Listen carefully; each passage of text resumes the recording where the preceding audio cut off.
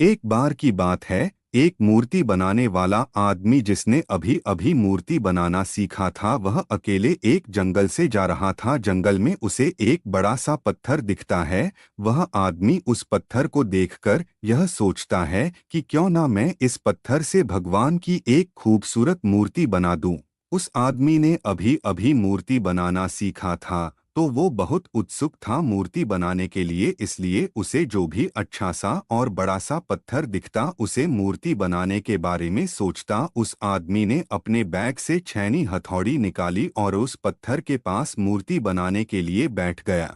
उसने जैसे ही उस पत्थर पर छैनी हथौड़ी से वार किया, तो उस पत्थर से आवाज आई कि मुझे दर्द हो रहा है। वह आदमी आवाज सुनकर हैरान हो गया। उसने अपना सामान उठाया और वहां से चला गया और उस पत्थर को वहीं छोड़ दिया। थोड़ा आगे जाने के बाद उसे एक और बड़ा सा पत्थर दिखा। उसने फिर से उस पत्थर को मूर्ति बनाने का सोचा और अपना सामान निकालकर उस पत्थर पर वार करने लगा। पत्थर को भी दर्द हो रहा था, लेकिन वह पत्थर चुप रहा और दर्द को सहता रहा।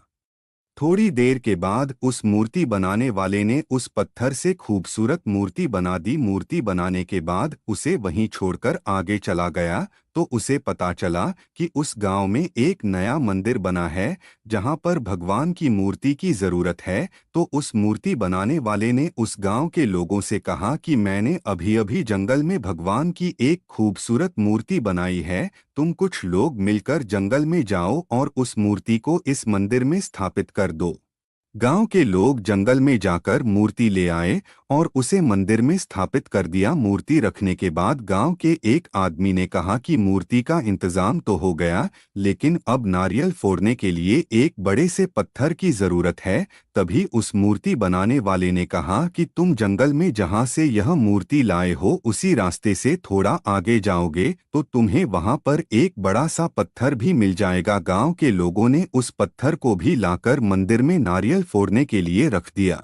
एक दिन रात के समय मूर्ति और पत्थर आपस में बात कर रहे थे। पत्थर ने मूर्ति से कहा कि तू कितना खुश है, तेरी लोग पूजा करते हैं, तुझे सजाते हैं, मानते हैं और मुझ पर नारियल फोड़ते हैं। मुझे नारियल की वजह से दर्द होता है। तभी मूर्ति उस पत्थर से बोली, अगर उस दिन तू उस मूर्ति बनाने वाले का वार सहन कर लेता तो आज मेरी जगह तू होता और तेरी जगह मैं, लेकिन तूने वह वार सहन नहीं किया, इसलिए आज तुझ पर लोग नारियल फोड़ते हैं और मेरी पूजा करते हैं।